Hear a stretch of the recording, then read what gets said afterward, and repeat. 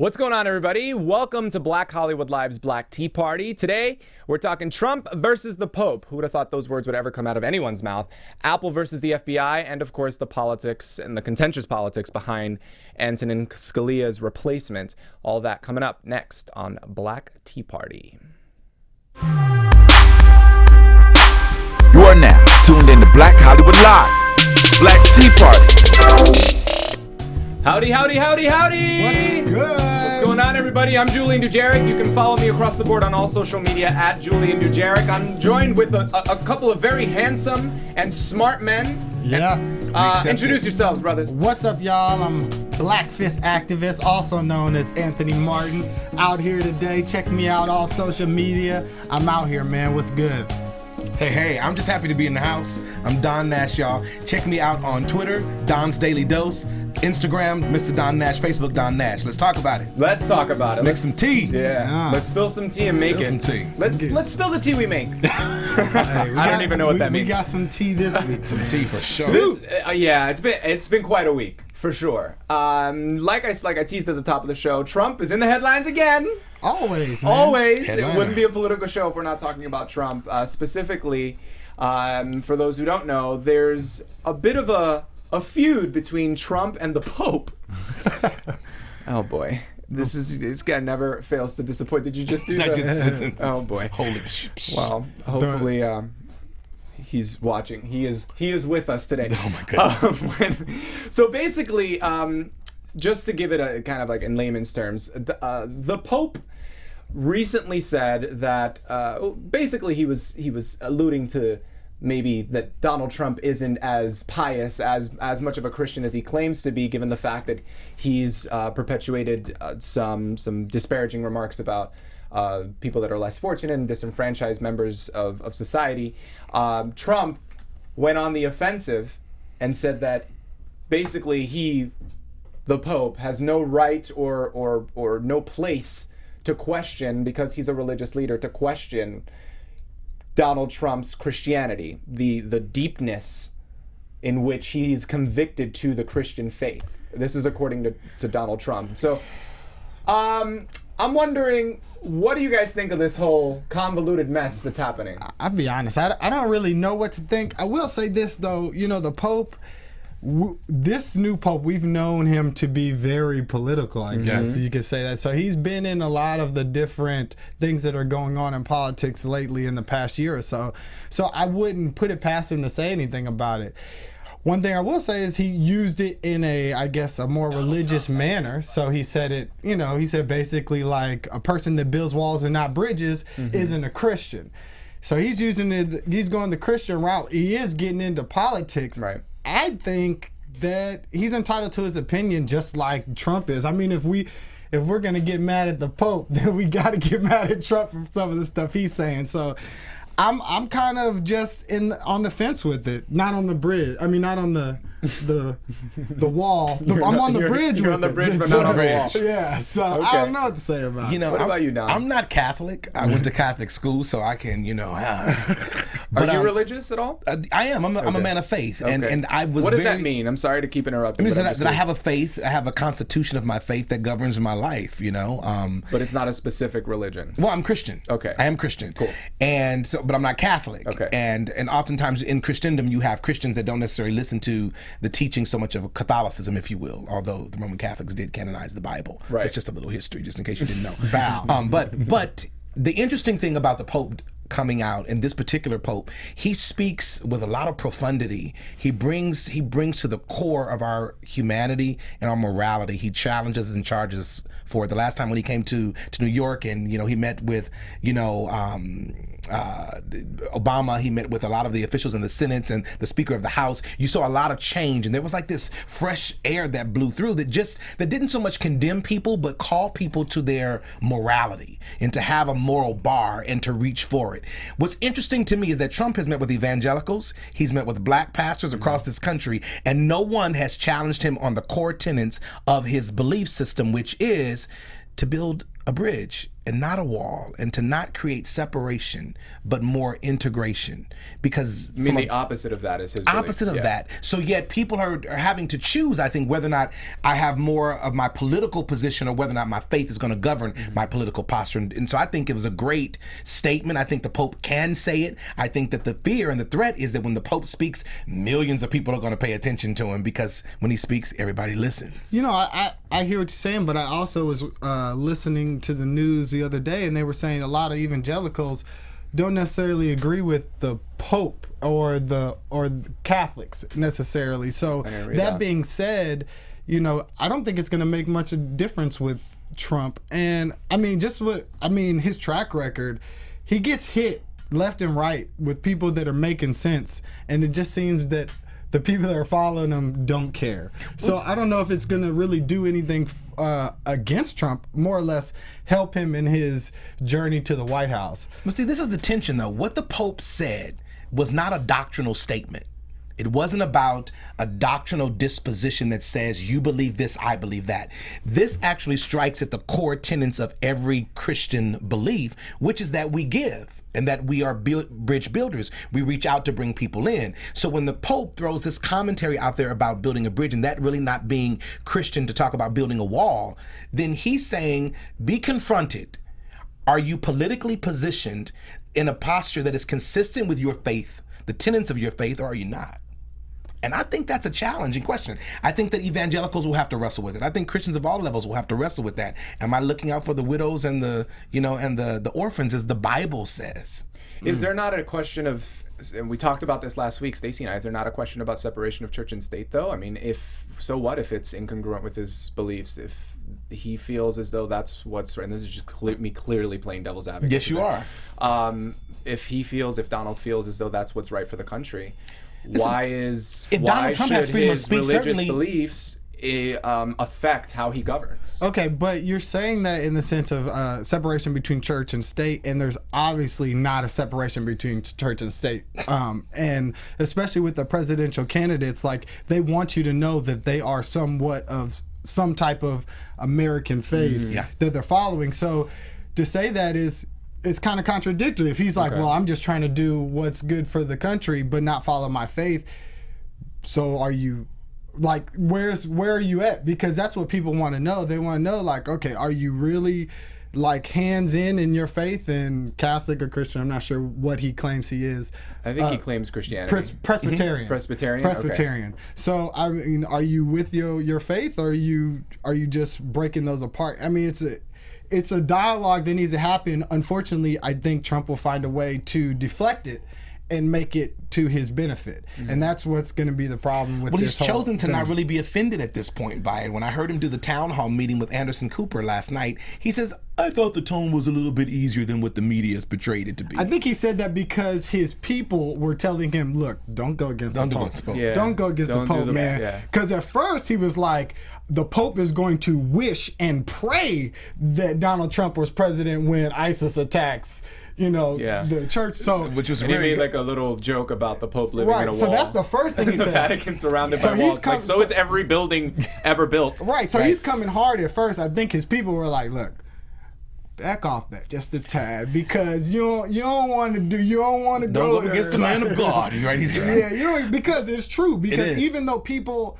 might not necessarily agree with him, he is a leader of a huge faith, and to go against him is like, I mean, you start looking like the Antichrist after that. I mean, just honestly. But I don't think that the Pope making a statement that is consistent with his belief and the belief of Christendom globally, for the most part, is a breach of the line between church and state. And I'm with Anthony. I believe there isn't a line. And the reason I say that is because when I go to the voting polls... Do you believe there should be? Do I believe there should be a line between church and state?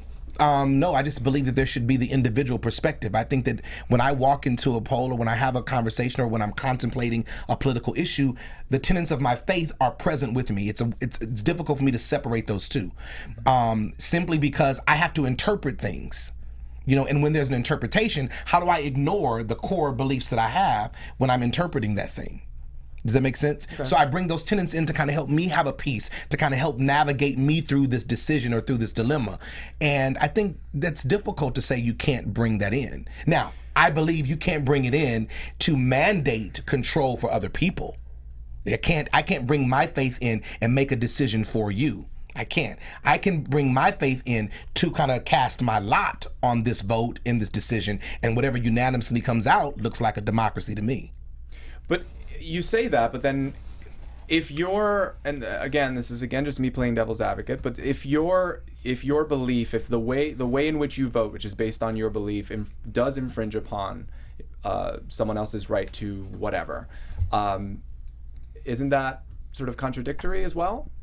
No, because if you ask me if I believe in abortion and I say yes or no to that question, that's just my belief. Okay. In a democracy, I have a chance to vote. You would be voting for someone who would implement laws that I would vote for my belief. I would vote based on my opinion, which may be promoted by my belief, but the majority is going to determine what's law. Let me not make an assumption. Do you believe in abortion? Do you believe that women have a right to choose? I believe that everyone has a right to choose. Okay. I do believe that. I don't have a problem saying that. I'm Christian, but I am pro-choice in that respect because I believe that everyone has a free will. Right. Now, when I go to vote, I may vote no. I could, hypothetically speaking, I could vote no, but that's my vote. That's me bringing my consciousness to that voting poll. And then I say, because I'm obeying the laws of the land in a democracy, whatever the majority, decides, that becomes the law. Okay. And I respect that law. I think that's how we deal with that. Don't be looking at me wrap around your head. This brother over here. I feel like, just to bring it back to Trump, as much as we love doing that here, I just feel like I think it's not going to really affect him. He's someone who says these inflammatory things all the time, and he seems to be getting more and more popular with every nonsensical thing. His core is strong, and it's kind of hard to break it. And I mean, people are talking, but with South Carolina coming up and everything, it's like if he wins, like the talk is, will Trump be unstoppable? And I mean, my thing is like, maybe not like impossible to beat, but man, very difficult, because I mean, once you get that far in the race and people are still backing you, no matter, after all of the things you said, after all the people that you've went against, and you're still ahead, it's like, it's scary because you're probably going to be up there. Yeah. So I don't think Trump's really worried. I think his people and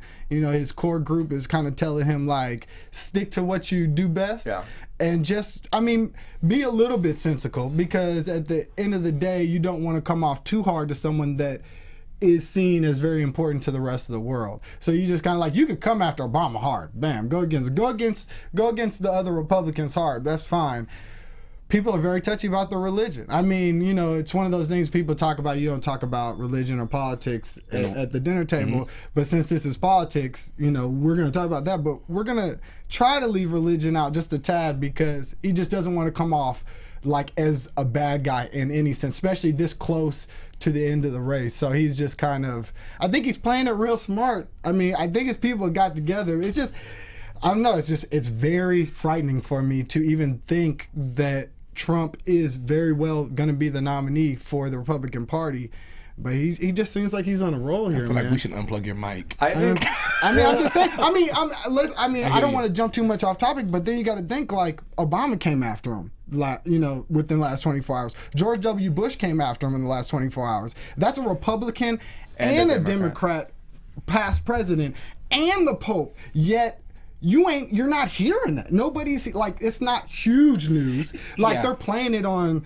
Facebook and social media. I see, like, the plays of it, but it's not huge news. You think, like, though all those people, like, two different sides are saying the same thing, and a huge religious leader, yet his polls have not dropped a little bit. Well, his messaging in the last couple of weeks hasn't been consistently Democrat or Republican, believe it or not, because if you remember the last GOP debate, he got some boos from the crowd when he questioned the official narrative of 9/11. He did. And that's I mean, that's pretty. What's the, I don't even, for lack of a better word, scandalous, I guess, on that Yeah, side. but he of went the into political He went spectrum. into George Bush's territory where he had a lot of supporters there.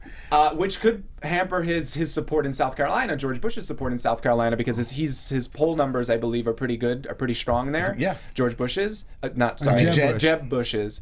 So they all look alike.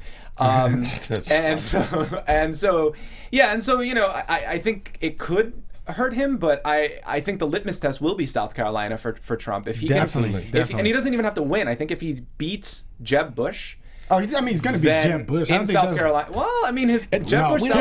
He'll beat Jeb Bush. We don't know that. I don't even think. I mean, unfortunately, I'm just looking at how everything's coming around. I don't think Jeb Bush is really going to be. I mean, he might be third. He's not going to be top 2 by any chance. I think it's it's him. With his poll numbers in that state, you think he might still come in third? I don't think he's going to hold on. I mean, I'm worried because I sort of favor Jeb Bush on the Republican side, and I think that this might be his towel. Like, I think he might throw up the flag after South Carolina, just by looking at everything and how everybody's perceiving all the Republican candidates. So I don't think Trump's worried about Jeb Bush. I think Who do you think he's worried about, Marco? I think he's worried about Marco. I think he's definitely worried about Marco. Not necessarily because Marco, I think, is the closest contender to him. Cruz and Marco were kind of head and head, but I think because of the whole like Photoshop thing and everybody's making a big deal about that Cruz has kind of dropped down a little bit. Explain to people what that is. Okay, so basically, Ted Cruz has a thing on his page, and it looks like Marco Rubio is shaking the hand of Barack Obama. He looks real happy, excited to see him.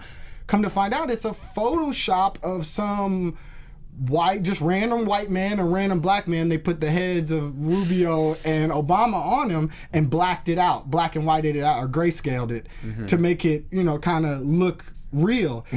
And I mean, literally, it wasn't 24 hours before they found out that it was fake. And it kind of made this huge scandal. Like, okay, as much as Rubio and Trump are talking about the lies that Ted Cruz says about them, this kind of confirms it. Like, he's sketchy. And I think that's I think that messed Cruz up a little bit for South Carolina.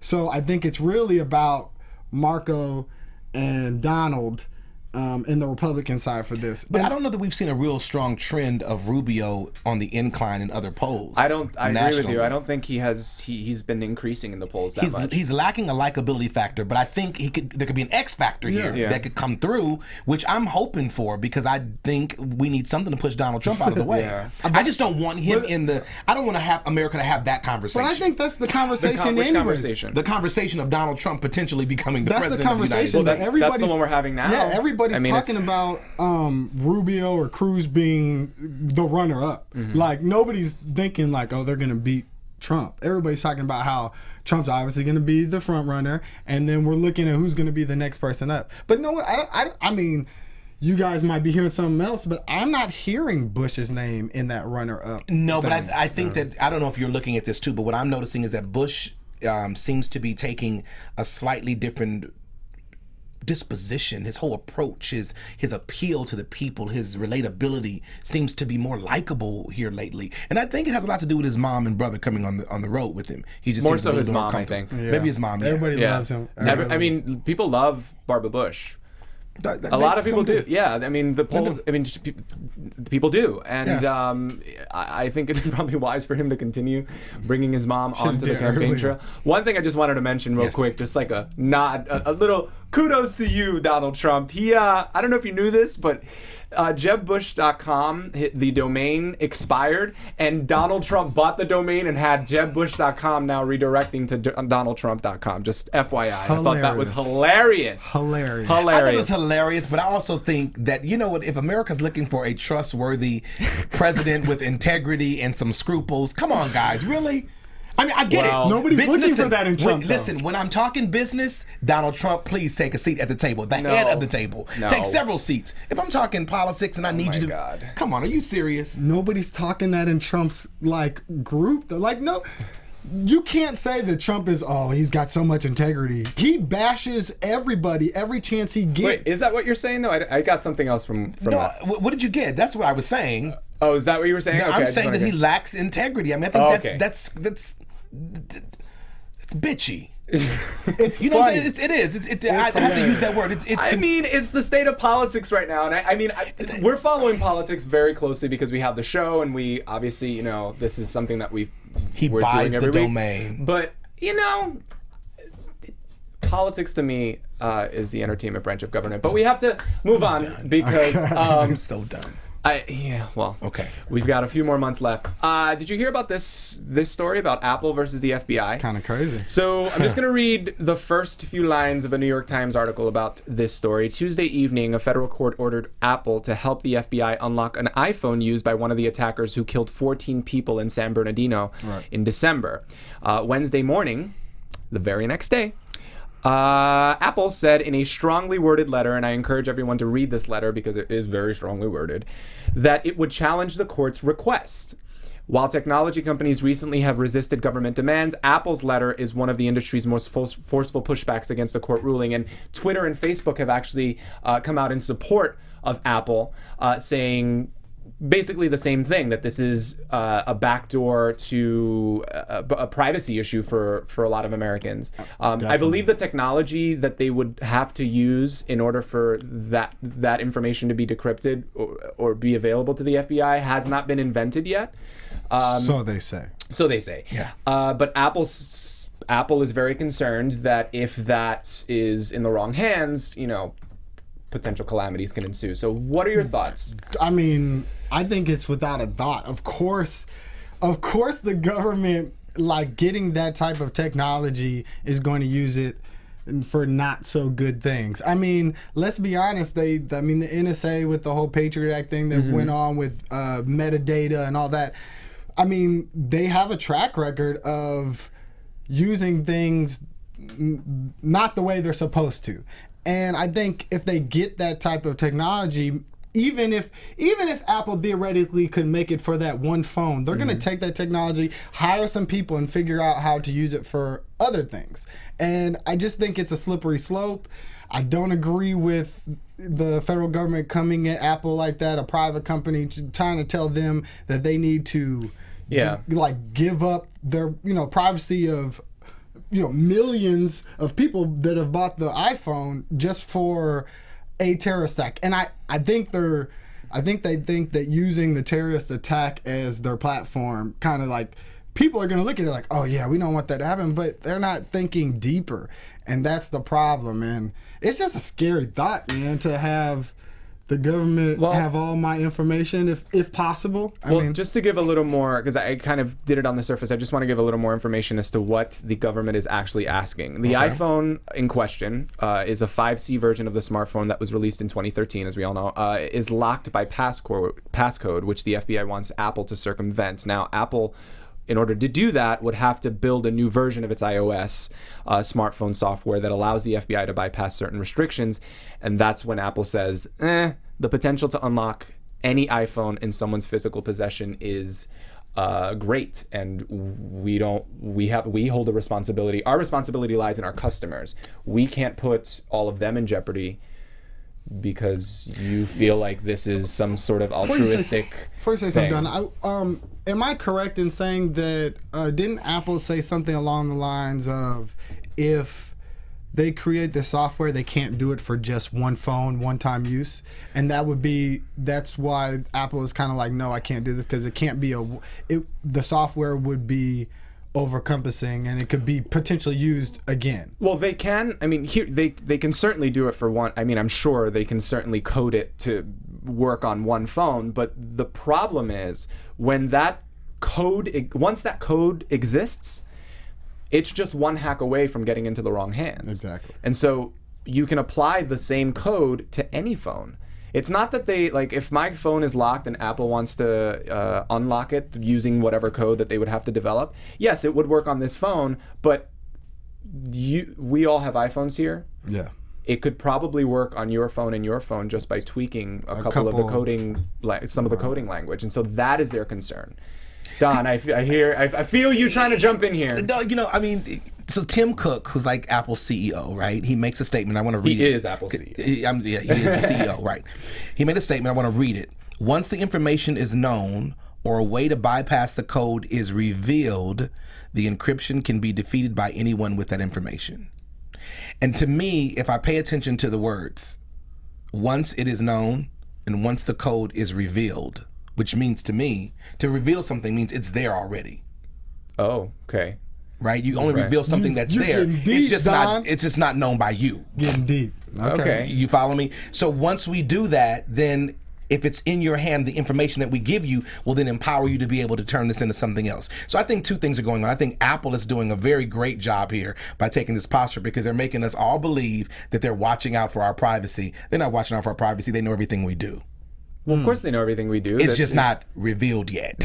Well, I think with given the history, given our governmental history, I think no trust. It's no wonder that people are a little apprehensive to allow this to allow the government to be so all up in their business, And so my thing is, I see what I think Apple is doing it in the best interest. If there's a privacy breach, if for some reason Apple is now considered to be, after a breach, after a hack, not the most reliable, and it can no longer claim to be, the most secure or whatever it is that they claim to be, and so that does hurt their bottom line. So I disagree with you. I think they are doing it for the best interest of their customer base and for their market.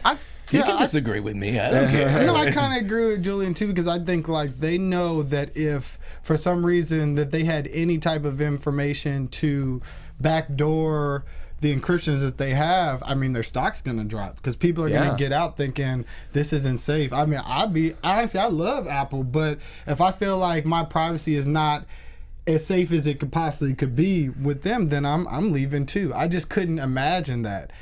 To think that there is a back door to some of that stuff, and I've watched YouTube videos on how to hack phones, and it's actually not that hard. It's not that hard, which makes me think it just makes me nervous about okay, if they give that out, it makes it a lot more easier. You just think about all the stuff that you've had in your phone, all the things you said in opposition. Us being political analyst, I guess, in a sense. Okay. You just think about all the things I say in opposition of government and things like that, and then they start able to read my text messages and the posts that I make that are somewhat anonymous to myself and whoever I'm talking to, and they can pinpoint me, and then they start following me, to watch what I do. It's a scary But thought. you don't think they're doing that now? No, I think they've doing that. What now? I think they've did that. I don't monitoring think it. that Apple is allowing that, though. I think the government is doing it in a certain sense, but I don't think Apple is allowing it. No, And Apple hasn't gone and said you can do this, but Apple has created a technology that They haven't when created I it yet, according to Apple. According to Apple, but they use the word revealed, and I know I hear that. That's double talk in that quote. If you really go back and linguistically look at it, it's double talk. So it's just not being shared, but it's there, and I know it's there because I know how I use my phone, and I know how my phone pays careful attention to everything I do, everywhere I go, and I know that if I make a phone call, they'll know which tower it came off of, so they'll know geographically where I am. I know that if I search for something, there's all this integration where they can tell me what I looked for, so now I get ads for what I looked for on my Facebook and on my... Really? We think these guys don't know how to get past this? They're watching everything that we do. So it doesn't matter for you. It doesn't matter if it's a third party or a governmental party. No, it doesn't matter exactly because I don't know whether or not I trust the third party or the private sector any more than I trust the government. Okay. I do believe that if I got in trouble, the government would probably do something to me, but that's a far shot, right? If you got in trouble, if I got into any type of legal trouble, okay, and the government wanted to come into my phone and kind of track my dealings, my connections, my conversations, I think that would be scary. But chances are, for a guy like me and most of our viewers, that's not going to be the case. We will more likely become victims to someone getting our information that we store on our phone, like our nude pictures. For some people have had that happen, or your text messages being sent, or your voicemails being compromised, or your emails being hacked, or your Facebook or Twitter account being compromised because they were able to hack your phone. We'll be more victim there than we will ever be to the government. You're saying something interesting. I'm wondering, if it's so easy to hack a phone, kind of like that. And it is. There's been celebrities that have their iCloud hacked. They have all these things. Why doesn't the government just hire some type of hacker to open a phone? The NSA has a huge team of people. So they do. But they can't, So what are they coming at Apple for exactly then? Like, why if they have that huge team, what's the whole point? Let's just be clear about one thing. Apple, this whole opposition is purely ideological, right? Yeah. They're not legally obligated to do this. This is why they're grandstanding in this case. Right. What was your question? I just wanted to clear that up. No, I just want to. I'm kind of confused on why they wouldn't hire someone to just the do federal it. government has the I guess the resources to do this without Apple. Why are they making such a big deal to Apple to do it for them? Because the federal government shouldn't have the power to ask a private company, right? Essentially, or not a private company, but a company to do something that's against the interest of their customers. Like, the government is supposed to be supposed to be checked and balanced, right? And so when you give, historically, right, when you give a person or a group of individuals called government overreaching power, it tends to overreach. And so that's the concern of people. So basically, the government is just trying to be like PC about it, I guess. Exactly. Yeah. Because remember what stirred this is what happened in San Bernardino. Right. You have the married couple that wind up killing 14 people out there in San Bernardino. To me, it's very questionable circumstance anyway, because that whole situation just seemed to evolve. We didn't have pictures of the woman. We had all these questions about why this guy would, come back and do all this stuff. We then have all this. We have Social Security cards and driver's license and a house left wide open that the government left unsecured and unprotected. Mm-hmm. And now they want to come to us and say, in order to stop things like that from happening, we probably need to have access to information through the phone. Exactly. And that's the problem. That's the problem. So why would I even grant you, or why would I vote, or why would I support to granting you that? And you couldn't even pick up the man's driver's license off of his bed before you let the general public and news media walk in.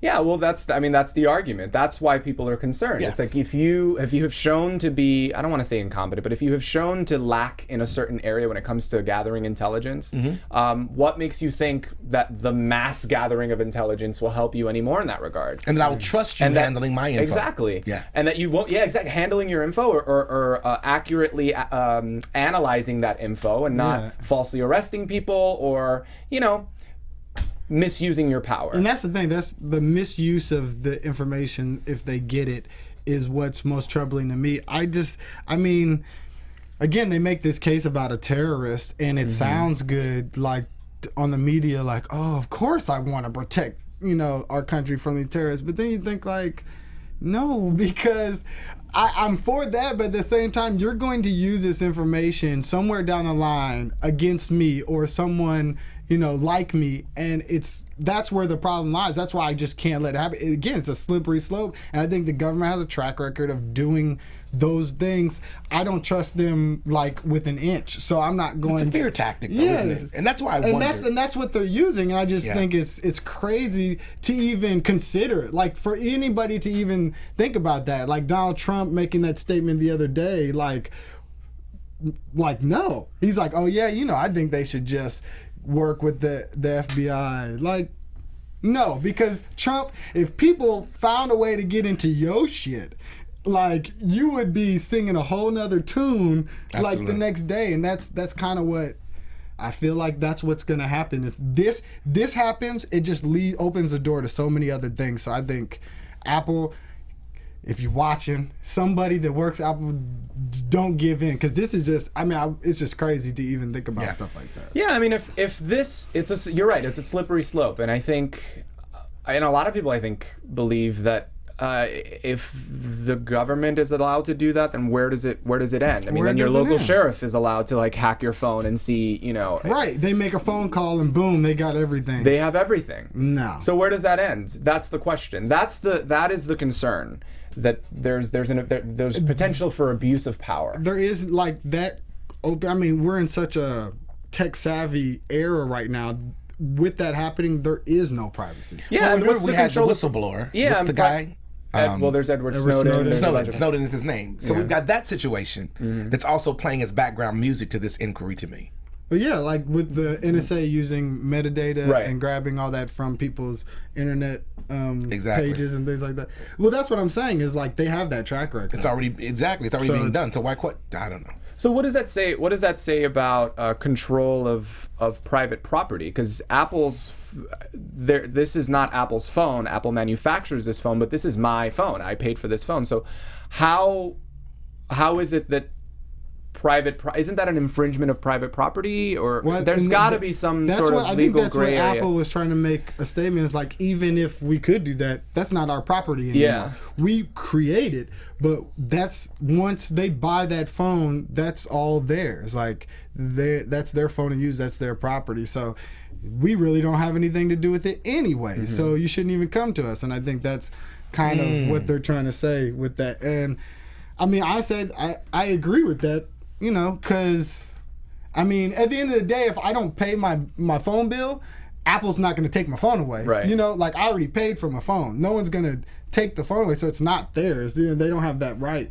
So why would even come to Apple to ask them to do that? And that's what I follow on Don's thing is like, it seems like something else is going on in the fact of why they even want these backdoor openings for the encryptions in the iPhone. But just again, just playing devil's advocate, wouldn't you agree that, you know, the government having as much information as can help them aid in a potential terrorist attack is a good thing? This is my thing. If the government, with all the power and brilliant minds that they have behind them, don't need a backdoor to iPhone to solidify their power, then obviously we shouldn't do be, need it, but you do need it, yeah. Obviously, we shouldn't be like trusting them. Like this shouldn't be the thing to say, if we don't have this, I don't know what we're gonna do now. No, so I don't think that. I do think that they have things set in place. They have minds. They have people that know what they're doing to figure out terrorist plots and things like that, or whatever they're doing. It shouldn't be an encryption to a phone that's going to like solidify everything. And if that is the case, then we should really worry about our governments, like, I mean, what they're really following. Like, that shouldn't be it. Well, I've heard that the iPhone is one of the more difficult phones to hack into. Maybe the newest one, but I tell you, I watched a couple YouTube phones Hacked right into them? Hacked right into my own phone. Well, you got to upgrade that. That's now a 4 I can't or is that a 3? This is a 6, but you trying to come? Okay, You're trying to play. You're trying to dog on it. Kind of clown. This is a 6. But the old phone I had, I definitely watched the YouTube, and Is that a 6? I did it a couple times, but it took me a couple times, but I hacked into my own phone. And it's just like, it was something through pictures, like through your pictures, and you like hold down real quick. It was crazy, man, but I hacked into my phone. Now I can't do it. And once I watched this, I was trying to find that couldn't work, but I mean, I don't know. Well, listen, this is obviously something that's going to continue on. I'm now reading some things that there's a federal representative that has responded in saying that this is just a great marketing ploy on behalf of Apple. So clearly, this isn't going anywhere. I kind of think I think that too on some level. I really do. Okay. All I say is hashtag leave my phone alone. Hashtag stay away from Don's phone. Right. So our final topic is the very contentious nature of the politics behind the Supreme Court nominee. So let me just give you some background information for those. I'm sure you all know because we all read news online, but it's been circulating heavily the last week. Had the wake today. Right? Justice Antonin Scalia passed away last week.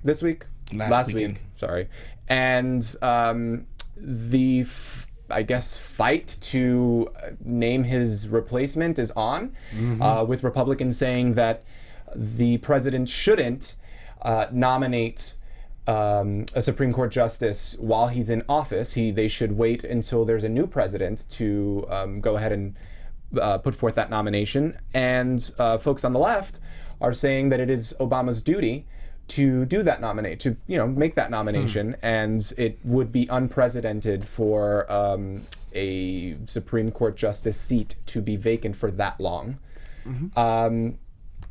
What do you think? First of all, it is Obama's duty. That is one. He nominates the Supreme Court justice, but he doesn't appoint. He doesn't appoint. That goes through Congress, right? Congress or the Senate. Comment below if you know the answer to this. Yeah. Clearly, we're experts.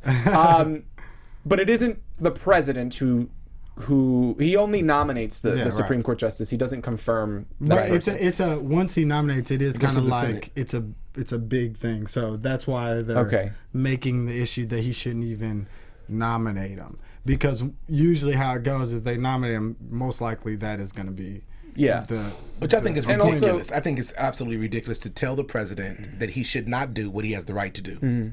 Who does that? Well, I mean, it's a big decision, and I understand where they're coming from. All in of his terms decisions are. Well, this is one of them, sure. I think the way the makeup of the Supreme Court is now, it's pretty even. I think it'll tilt the scales. It'll tilt the scales in the favor of whomever is Right. So it's an obvious reason that the majority wants to keep the control of right. Yeah. Okay. So I get that. But how do you take that a step further and tell the president that he should not do what he has the right and authority to do? It's all a ploy, because the Republicans are thinking we have a really good chance to get into office for this next year. So we don't want the Democrat picking the nomination for the judicial, the Supreme Court They justice. don't even like who they think might be their nominee. Well, that's what they're just kind of saying, is like they because it figure goes whoever against Obama's their picking platform. is going to be less great to them than whoever gets into office next, because they are banking that their Republican nominee is going to get in office. So they're trying to hold it out until then. And I think that's really all it comes down to, is they think they have a very good shot at getting into office, so they want to wait to get a Republican in to pick a very conservative justice. Yeah. And that's kind of why they're trying to hold out.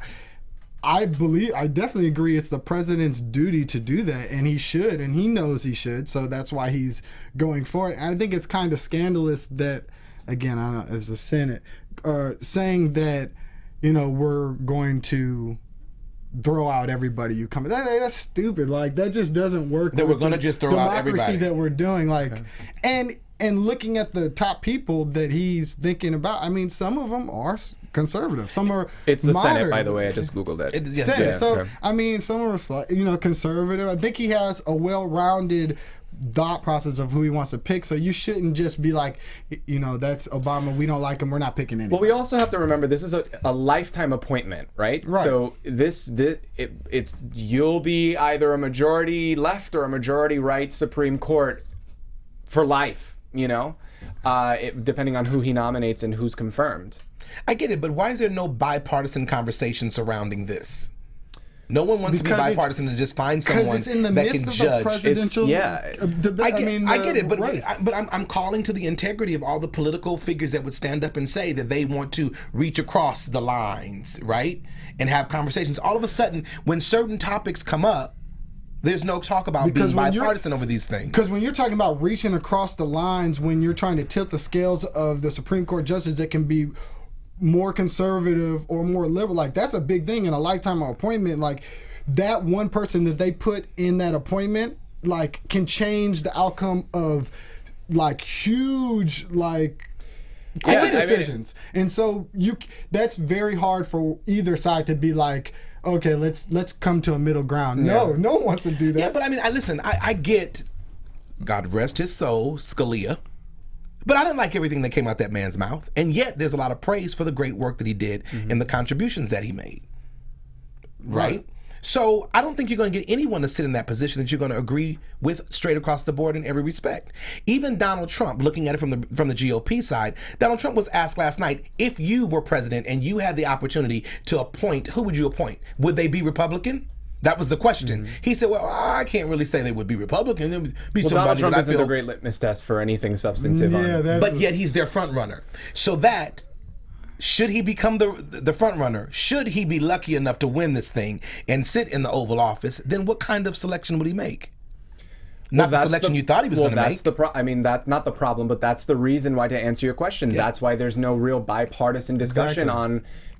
There's no civil discourse on this issue because it is such an important. I mean, it tilts the scales. It's huge. So then let's just do what we do. Let's take it in order. Let's let the president, make his nomination. Let's go through the process and not try to break it or reinvent it or modify it. I think it would be a lot easier if it wasn't during a presidential race. Well, we're not talking about. I think, just to make sure we're on the same page, we're just talking about his nomination. I mean, he can nominate whoever he wants to nominate. It's up to the Senate to accept or reject that nomination. I mean, that's what the discussion is whether or not they're going to accept or reject whoever it is that Obama nominates. So there's But they have predetermined that they're not going to even move forward. Well, they predetermined that a lot of what Obama's trying to move forward is not going to move forward. So, you know. Well, listen, they ought to take the pulse of some of those other Supreme Court appointed people. Stop. Because some of them don't need an IV drip. I'm just saying. Stop. Just saying. I don't know. It's going to be huge. And I think Obama needs to go ahead and make this. I mean, he needs to at least try. I think he's waiting too. I think he needs to go ahead and make it very promptly because they're going to reject the first person off the bat. Well, he said in due time. He didn't say. Well, yeah, I know he's going to do it, rush, but I think it's going to be an all-out battle. And if he's trying to get somebody in before he gets out, they might. What's the word? Like they might try to hold him out. They might try to hold him out and filibuster him until he's out of office, and then they could do it. So I think he needs to get the ball rolling. I mean, he probably already has, but he needs to get it going. There was implication that a president should not make a nomination. I forget who said this. Should not make a nomination if he had less than 5 months remaining in term. I'll go back and Google that, or if you know it. Yes, I feel like a few of them have said that in some way or another. But why would that even? But if he had less than 5 months, simply because it takes more than that time to vet the individual that's being considered. So that if you had more than 5 months, then you reasonably have enough time to vet that individual, and then have a determination or an induction, if you will. So with Obama having now 11 months left, it's reasonable that he should be able to make that nomination and we move forward through the normal process. That's right. Whatever that is. Well, people feel ways on both sides. Yes, we do. Yeah. And that's what this whole thing is about, and that's what hopefully, the conversation around the nation is as well. So, this isn't going anywhere either. No way. I'm sure we'll pick up the topic again in the weeks to come because it is a very important election now because of this. I mean, it's crazy. But guys, that's it. That's it. We've done it all. We've done it all. Listen, thank you guys so much for joining us every week. I'm Julian Dujarric. You can catch me across the board on all social media at Julian Dujarric. Tell everybody where they can find you. What's up? I'm Black Fist Activist, also known as Anthony Martin. You can check me out on all social media. Come talk to me about the Tea Party. Let's get it going. Anything, man. I'm out here. I'm just trying to be in your world. Let's do it. And Don, where can they find you? With this head wrap. Hey, find me on Instagram, Don Nash, Mr. Don Nash. Find me on Twitter, Don's Daily Dose, and Don Nash on Facebook. Let's talk about it. Let's get the tea. Let's do it. Well, until next week, thank you all so much for joining us. We will see you next Friday. Woo. From executives Kevin Undergaro, Dario Kristen, Tiana Hobson, and the entire BHL staff, we would like to thank you for supporting Black Hollywood Live, the first online broadcast network dedicated to African American entertainment. For questions and comments, contact us. info@blackhollywoodlive.com. Like us on Facebook, tweet us, or Instagram us at BHL Online. And I am the official voice of Black Hollywood Live, Scipio, Instagram me @KingXOBay. Thanks for tuning in. Hollywood redefined, baby. The views expressed here are those of the host only and do not necessarily reflect the views of BHL or its owners or principals.